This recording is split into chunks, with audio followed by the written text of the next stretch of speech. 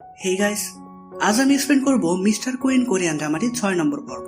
এর প্রথম 5টি পর্ব যদি আপনারা এখনো না দেখে থাকেন তাহলে ডেসক্রিপশন বক্সে ভিডিওগুলো লিংক দেওয়া আছে, সেখান থেকে অবশ্যই আগের পর্বগুলো দেখে নেবেন। তো চলুন শুরু করা যাক আজকের এক্সপ্লেন ভিডিও। শুরু করার আগে আমি রিফাত আছি আপনাদের সাথে। স্বাগতম আমার চ্যানেলে বিএম দা এক্সপ্লেইনার।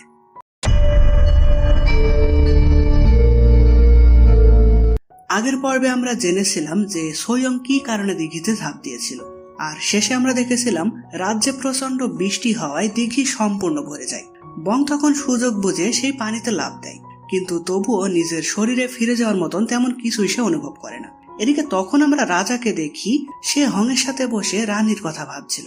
রানীর আচার ব্যবহার তাদের দুইজনের কাছেই খুবই সন্দেহ লাগে। কথায় কথায় হং বলে রাজ্যে যে বৃষ্টি হলো দিঘি হয়তো এতক্ষণে ভরে গেছে। তার এই কথায় রাজার মনে পড়ে যায় রানী বলছিল কাল থেকে নাকি সবকিছু ঠিক হয়ে যাবে। তাহলে কি ভরা দিঘিতে রানী আবার ঝাঁপ দিতে চাইছে? সে তখন দ্রুত যায় দিঘির কাছে।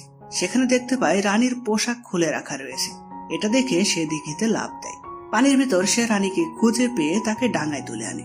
বং তো এতে খুব রেগে যায়। সে বলে তুমি তো চাও আমি মরে যাই, তাহলে আমাকে বাঁচালে কেন? রাজা বলে দেখো, আমি তোমাকে চিনতে অনেক দেরি করে ফেলেছি। আমি আর তোমার সাথে খারাপ ব্যবহার করব না। তোমার সবকিছু, এমনকি নো টাচিং চুক্তিও মেনে নিলাম। বং বলে তুমি জানো নো টাচিং এর মানে কি? রাজা বলে হ্যাঁ জানি তো। নো টাচিং মানে হাসি খুশি থাকা। বং বলে তুমি তো আসল মানেই জানো না। নো টাচিং মানে দুইজন আলাদা থাকা বুঝিয়েছি। তুমি তোমার মতন থাকবে, আমি আমার মতন। এই বলে সে বারবার দিঘিতে ঝাঁপ দিতে যায়, আর রাজা প্রতিবার তাকে আটকায়। সেখানে তখন চোয় এবং হংয়ান চলে আসে। তারা তো হাওমাও করতে থাকে। রাজা তাদের বলে রানীকে প্রাসাদে নিয়ে যাও, আর ভালো করে রানীর খেয়াল রাখো। রাজা তখন সেখানে রানীর লেখাটি লক্ষ্য করে, যেখানে রানীর নামের জায়গায় বং হুয়ান নামটি দেখে সে বেশ অবাক হয়ে যায়। এদিকে আমরা একটি বিষয় দেখি, যেখানে দেখা যায় ওল এখন মোটামুটি সুস্থ হওয়ায় সে প্রাসাদ থেকে চলে যেতে চায়, কিন্তু পথে তার সেই অপরাধী লোকটার সাথে ধাক্কা লাগে। তার কণ্ঠস্বর শুনে ওল বুঝতে পারে এই তো সেই লোক। সে তখন লক্ষ্য করে ধাক্কা লাগার সময়ই লোকটি তাকে মেরেছে। ওল তাকে বলে দয়া করে আমাকে বাঁচতে দিন, কিন্তু লোকটি বলে নিচু পদের মানুষ বড় মাপের মানুষদের কাহিনী জেনে গেলে তাকে মরতে হয়, এটাই প্রাসাদের নিয়ম। ওল তখন ওই আঘাতের ফলে মাটিতে লুটিয়ে পড়ে, আর সম্ভবত সে মারা যায়। তবে পড়ার সময় তার নখের আঁচড়ে লোকটির গলার একটু অংশ কেটে যায়। তো যাই হোক, অন্যদিকে বংকে তার কক্ষে আনা হলে বং ভাবতে থাকে যে পানির মাধ্যমেই তো আমি এই শরীরে এসেছি, তাহলে কেন ফিরে যেতে পারলাম না? সেভাবে স্বয়ং হয়তো কোথাও পালিয়ে গেছে, তাই তার শরীরে তাকে ফিরিয়ে আনা যাচ্ছে না।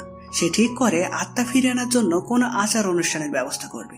তাই সে চৈকে ডেকে জানতে চায় তাবিজ কবজ করে এমন কারো সন্ধান জানো তুমি? চৈ বলে প্রাসাদে একমাত্র এই সব কাজ করে ছোট রানী। বং তখন ছোট রানীর কাছে গিয়ে দেখা করে। এখানে আমরা জানতে পারি ছোট রানী নাকি বং এর ক্ষতি করার জন্য নতুন একটি তাবিজের সন্ধান পেয়েছে। তাই সে চিন্তায় পড়ে যায় যে বং কি সব জেনে গেল নাকি। সে বংকে বলে আমি এসব আচার অনুষ্ঠানের ব্যাপারে তেমন কিছুই জানি না। এইসব বলে সে বংকে কোনো মতে কাটিয়ে দেয়। তো বং সেখান থেকে আসার সময় ভাবে সোয়ং এর আত্মা কোথায় যেতে পারে, নাকি সে বর্তমানে আমার আসল শরীরে ঢুকে মজা নিচ্ছে। তাকে এমন উল্টোপাল্টা কথা বলতে শুনে হংয়ান বলে আজ রানী নিজের সাথে একটু বেশি কথা বলছে, তার কথা তো সবাই শুনতে পারছে। চৈ বলে কিছু না বলবে বলে ওয়াদা করেছিলাম, কিন্তু ধৈর্যের সীমা পার হয়ে যাচ্ছে। তো বং তার দাসীদের নিয়ে চলে যায় দিঘির পাড়ে। সেখানে সে একা একা দিঘির পানির দিকে তাকিয়ে বলতে থাকে এই বজ্জাত মেয়ে, যেখানেই থাকো তোমার শরীরে ফিরে এসো। সে তার চুল বাঁধা কাটা খুলে বলে না এলে কিন্তু তোমার শরীরকে শেষ করে দেব। এসব বলে সে যখন কাটা দিয়ে নিজের পেটে একটু খোঁচা দেয় তখন সে নিজেই ব্যথা পায়। এই সিনগুলো আজকের এপিসোডের সবচেয়ে মজার অংশ ছিল। তো যাই হোক, সবকিছুতেই হতাশ হয়ে বং ঠিক করে সে নিজে নিজে আচার অনুষ্ঠান করবে। সে ঘরকে অন্ধকার করে সেখানে মোমবাতি জ্বালিয়ে কি সব বিড়বিড় করতে থাকে। তাকে সব করতে দেখে হংয়ান ভাবে মালিকার হয়তো তার মায়ের কথা মনে পড়ছে, তাই সে মায়ের আত্মা ডাকার চেষ্টা করছে। কিন্তু এখানে দেখা যায় আচার অনুষ্ঠান করেও কোনো লাভই হয় না। এদিকে দরবারে ঘটলো একটি ঘটনা। কিম বিয়ংকে বিচার বিভাগের প্রধান হিসেবে শপথ পাঠ করানো হলো। গতরাতে পানিতে থাকার কারণে রাজার ঠান্ডা লেগে গিয়েছিল, তবুও সে অনুষ্ঠানে অংশ নেয়। সে কিম বিয়ং এর কাছে জানতে চায় তুমি নাকি যুদ্ধবিদ্যায় অনেক পারদর্শী, তাহলে সেনাবাহিনী না গিয়ে এই পদে আসলে কেন? কিম বিয়ং তখন বড় একটা ইস্যু তোলে। সে বলে রাজ্য গুরুতর অভ্যন্তরীণ সংকটময় মুহূর্ত পার করছে, তাই এমন সময় রাজ্যের পাশে থাকার জন্যই আমি এই পদে এসেছি। তার এমন কথাই মন্ত্রীরা কানাকানি শুরু করে দেয়। এরপর উঠল রানীর প্রসঙ্গ।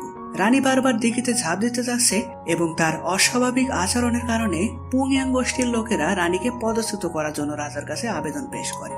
রাজা যদিও হাসি দিতে দিতে দরবারে বসেছিল, তবু এমন প্রস্তাব শুনে সে রেগে সাথে সাথেই এই প্রস্তাব প্রত্যাখ্যান করে দেয়। সে বলে রানী একদম সুস্থ আছে, তাকে পদচ্যুত করার কোনো প্রশ্নই আসে না। যে রাজা এতদিন কিম বংশের বিপক্ষে ছিল সেই রাজাই এখন তাদের পক্ষে, অর্থাৎ রানীকে বাঁচাতে চাইছে। এটা দেখে সবাই বেশ অবাক হয়। তো রানী নামে এমন ষড়যন্ত্র দেখে রাজদরবার শেষে কিম বিয়ং দেখা করে বংয়ের সাথে। সেখানে তখন রাজা এসে উপস্থিত হয়। কিম বিয়ং বলে রানীর নিরাপত্তা নিয়ে সে চিন্তিত, তার মতে রাজা রানীকে রক্ষা করতে পারবে না, তাই এখন থেকে সেই রানীকে রক্ষা করবে বলে জানায়। রাজা তখন বলে তোমার ব্যবহারে কিন্তু রানীর চাচাতো ভাইয়ের থেকেও বেশি কিছু প্রকাশ পাচ্ছে, তবে শুনে রাখো রানীর স্বামী হওয়ার সুবাদে আমি তাকে রক্ষা করব। এখানে দুইজনেই কিন্তু রানীকে রক্ষা করতে চাই, তবে দুইজনের পথ আলাদা। তাদের কেমন ঝামেলা করতে দেখে বং তাদের থামিয়ে দেয়, কিন্তু তাদের বিরোধ কিন্তু এখানেই শেষ নয়, সামনে এটা আরো গভীর রূপ ধারণ করবে। এরপর দেখা যায় বং একটি দারুণ পদক্ষেপ নিল। সে একটি গুজব রটিয়ে দিল যে রানী দিঘিতে ঝাঁপ দিয়েছিল আত্মহত্যা করতে নয়, ওয়াজিন নাকি পানিতে পড়ে যাচ্ছিল, তাই রানী তাকে বাঁচাতে পানিতে ঝাঁপ দিয়েছিল। এই গুজবে সবাই ভাবে রানী তাহলে মরতে চায়নি, তবে গুজবটা উল্টে যায় যে হোয়াজিনই নাকি রানীকে পানিতে ধাক্কা দিয়েছিল। এদিকে আমরা চইকে দেখি একটা মজার কাজ করতে। সে একটি বাঁশবাগানের ভিতরে গিয়ে তার মনে জমে থাকা সবকিছু চিৎকার করে বলতে থাকে। আসলে রানীর এত পরিবর্তন, কোনো নিয়ম না মানা সহ প্রাসাদের বিভিন্ন চাপে মানসিকভাবে সে খুবই অস্বস্তিতে ছিল, তাই একা একা চিৎকার করে সবকিছু বলে সে হালকা হওয়ার চেষ্টা করে। এই ব্যাপারটা আপনাদের জানানোর কারণ এর ফলে চইয়ের জীবনে এক নতুন অধ্যায়ের সূচনা হতে চলেছে। তো অন্যদিকে বংয়ের রটানো গুজবের কথা ছোট রানী হোয়াজিনকে জানায়।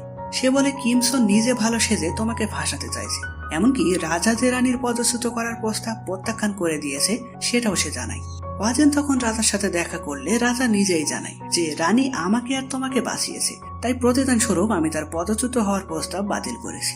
এছাড়াও ভবিষ্যতে যেন আর কেউ রানীকে পদচ্যুত করার প্রস্তাব না দেয় এই বিষয়ে সে হোয়াজিনকে সাহায্য করতে বলে। হোয়াজিন বলে ঠিক আছে, তবে এইসব বিষয় বাদ দিয়ে সে রাজাকে অন্য একটি কথা বলে। সে বলে আপনি কিন্তু আমার সাথে এখনো পর্যন্ত রাত কাটাননি। রাজা বলে রাজ্যের এত চাপে আমি তো এটা একদম ভুলে গিয়েছিলাম। ঠিক আছে, আজ রাতেই তাহলে আমি তোমার কক্ষে আসবো। তো যাই হোক, এই পদচ্যুতির বিষয় এবং গুজবের ব্যাপারটা নিয়ে কথা বলতে হোয়াজিন বংয়ের সাথে দেখা করে, কিন্তু হোয়াংইয়ন জানায় রানীর ঠান্ডা লাগায় সে এখন বিশ্রাম নিচ্ছে, এখন দেখা করা ঠিক হবে না। কিন্তু বং তখন বাইরে বেরিয়ে এসে হোয়াজিনকে ভিতরে আসতে বলে, মানে জানেনই তো হোয়াজিনের রূপকে বং কোনোভাবেই উপেক্ষা করতে পারে না, তাই সে খুবই মিষ্টি করে তার সাথে কথা বলতে থাকে। কিন্তু হোয়াজিন তার সাথে প্রতিদ্বন্দ্বীর মতোই আচরণ করে। বং বুঝতে পারে পুরুষ থাকতে সে অনেক মেয়েকে পটালেও হোয়াজিনকে বসে আনা এত সহজ কাজ না। এদিকে ইয়ং পিয়ং রানীর পদচ্যুতি আটকানোর ব্যাপারটা জানতে পেরে সোজা চলে যায় রাজার কাছে। রাজা তখন হোয়াজিনের কক্ষে যাওয়ার জন্য প্রস্তুত হচ্ছিল। ইয়ং পিয়ং বলে রানী পদচ্যুত হলে তো আমাদেরই ভালো, তুমি বাধা দিলে কেন? রানীর প্রতি কি তোমার মন নরম হয়ে যাচ্ছে? রাজা বলে যে মেয়েটাকে আমি মারতে গিয়েছিলাম সে শুধু আমাকেই বাঁচায়নি, আমার সাথে আমার প্রেয়সীকেও নির্দ্বিধায় বাঁচিয়েছে, তার প্রতি সদয় হওয়া কি দোষের কিছু? তবে ইয়াং পিয়ং তাকে বোঝালে রাজা বলে রানীকে আমি ভালোবাসি না, তবে তার ব্যবহারে তাকে ঘৃণাও করতে পারছি না। ইয়াং পিয়ং বলে ঠিক আছে, তবে আমাকে আজ একটা কথা দাও, যদি সত্যিই রানী তার পরিবারের সাথে মিলে ষড়যন্ত্র করে থাকে আর এটা যদি প্রমাণ হয়ে যায় তাহলে সেই মুহূর্তেই কি তুমি তার গর্দান নিতে পারবে? রাজা তখন একটু চিন্তায় পড়ে যায়, তবু সে তার ভাইকে কথা দেয় যে রানী যদি সত্যি এমনটা করে তাহলে আমিও সেটাই করব। এদিকে ছোট রানী একজন নাম করা তান্ত্রিককে ডেকে আনে রানীর ব্যাপারে জানতে।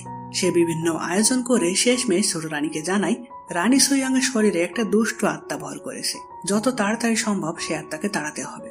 তখন আমরা বর্তমান সময়ে দেখি পানিতে পড়ে যাওয়ার পর বংকে হাসপাতালে নেওয়া হয়েছে, সে বর্তমানে কোমায় আছে। সেখানে তখন রাষ্ট্রপতি সিইও আসে, যে তাকে মাছের ব্যাপারটা নিয়ে ফাঁসিয়েছিল। সে বংয়ের মুখে লাগানো অক্সিজেন মাস্কটি খুলে দেয়, ফলে বংয়ের হার্টবিট থেমে যেতে থাকে। তখন দেখা যায় জোসেন যুগে থাকা বং হঠাৎই জ্ঞান হারিয়ে পড়ে যায়। তো এবার তাহলে কি হবে? বর্তমান যুগে বং কি মারা যাবে? সে মারা গেলে তাহলে স্বয়ং এর আত্মা কি তার শরীরে ফিরে আসবে? এইরকম প্রশ্ন রেখেই 6 নম্বর এপিসোডটি এখানেই শেষ হয়। তো গাইস, কেমন লাগলো আজকের পর্বটি কমেন্ট করে জানাবেন। যদি ভালো লেগে থাকে তাহলে ভিডিওতে লাইক দিবেন, আর পরবর্তী পর্বে কি হতে চলেছে সেটা জানতে এখনই আমাদের চ্যানেলটি সাবস্ক্রাইব করে বেল আইকনে ক্লিক করে অল সিলেক্ট করে রাখুন। তো দেখা হচ্ছে তাহলে পরবর্তী পর্ব নিয়ে। ততদিন পর্যন্ত ভালো থাকবেন, সুস্থ থাকবেন। বাই।